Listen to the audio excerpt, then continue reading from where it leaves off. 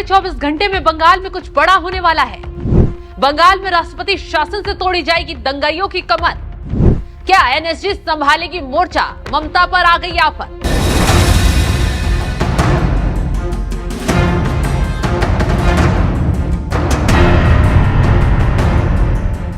नमस्कार, आप देख रहे हैं निमित्त न्यूज में आपके साथ शबनम। वक्फ कानून के खिलाफ पश्चिम बंगाल जल रहा है। मुर्शिदाबाद में दंगाइयों ने न सिर्फ पुलिस फोर्स को निशाना बनाया है, बल्कि बीएसएफ के जवानों पर भी पथराव कर डाला है। ऐसे में अब मोदी शाह ने सख्ती दिखाई तो एक एक दंगाई की तेजी से कमर तोड़ने का काम शुरू किया गया।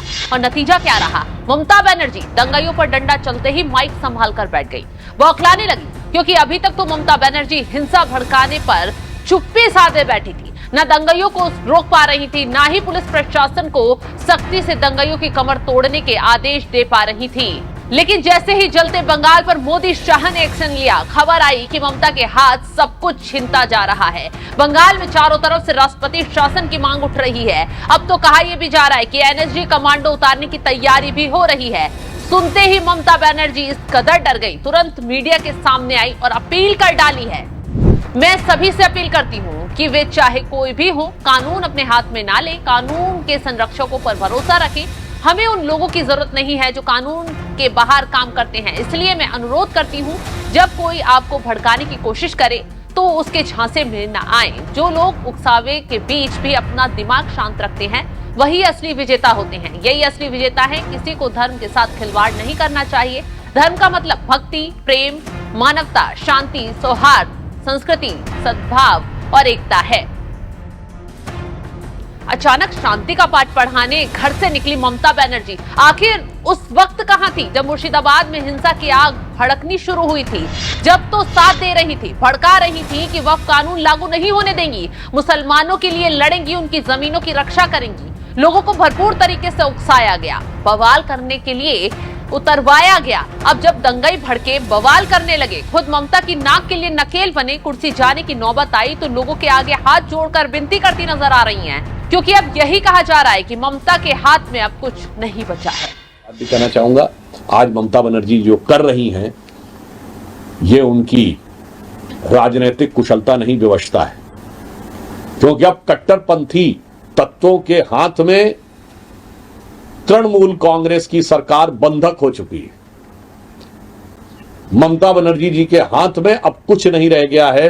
पश्चिम बंगाल उनके शासनकाल में उपद्रवी तत्वों के हाथ से होते हुए अराजकता की तरफ बढ़ता हुआ जा रहा है। इसलिए उनका ये बयान देश के लिए बहुत घातक है। पर मुझे लगता है कि आज वो चाह कर भी इसके विरुद्ध जाने का साहस नहीं रख सकती, क्योंकि अब होने वाला कुछ नहीं है, क्योंकि मामला दिल्ली तक पहुंच चुका है। सेना बंगाल में उतार दी गई है।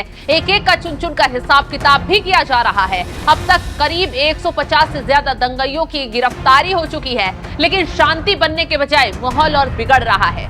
मुर्शिदाबाद में हालात बिगड़ने के बाद अब खबर ये आ रही है, दक्षिण 24 परगना में पुलिस से आईएसएफ के कार्यकर्ता भिड़ गए और गाड़ियों में तोड़फोड़ आगजनी की गई। आईएसएफ के कार्यकर्ता का भांगर इलाके में पुलिस के साथ टकराव हुआ। कई लोग घायल हो गए हैं। पुलिस की गाड़ियों को आग के हवाले किया गया है। जगह जगह से बंगाल के चलने की खबर आ रही है। ऐसे में कहा जा रहा है अब इलाज एनएसजी कमांडो ही करेंगे, क्योंकि बंगाल के इस दंगे में ठीक वैसे ही बम दागे जा रहे हैं, ठीक वैसे ही घरों को फूंका जा रहा है, ठीक वैसे ही हिंदुओं को निशाना बनाया जा रहा है, जैसे संदेश खाली को दहलाया गया था, जहां ममता का खासम खास शाहजहां शेख पकड़ा गया था, जो महिलाओं को खुलेआम उठाकर ले जाता था, खूब आतंक मचाता था। जब छापा पड़ा तो उसके यहाँ बंकरों में हथियार का जखीरा भी बरामद हुआ। संदेश खाली तभी शांत हुआ जब वहां एनएसजी कमांडो ने मोर्चा संभाला था। और अब मुर्शिदाबाद में भी कहा जा रहा है कि एनएसजी कमांडो को उतारा जा सकता है, क्योंकि हिंसा में जो चीजें और हथियार इस्तेमाल हो रहे हैं वो जांच के घेरे में। कहा तो ये भी जा रहा है कि इस हिंसा में बांग्लादेशी भी शामिल हैं, क्योंकि ये बॉर्डर एरिया है। और ऐसे में बीजेपी की तरफ से आरोप लगाया जा रहा है कि जिन बांग्लादेशी घुसपैठियों को ममता ने शरण दी है वही यहां दंगे भड़का रहे हैं, वही शहर पर बवाल करते हुए नजर आ रहे हैं। तो ऐसे में अब एनएसजी कमांडो ही आखिरी रास्ता, आखिरी इलाज इन लोगों का ढूंढ निकालेंगे। अगर एनएसजी कमांडो तलाशी लेंगे, कमर तोड़ेंगे तो सारे खेल का पर्दाफाश हो जाएगा। यही वजह है कि ममता डरी हुई है, क्योंकि उनका खेल उन पर ही अब भारी पड़ता हुआ दिखाई दे रहा है।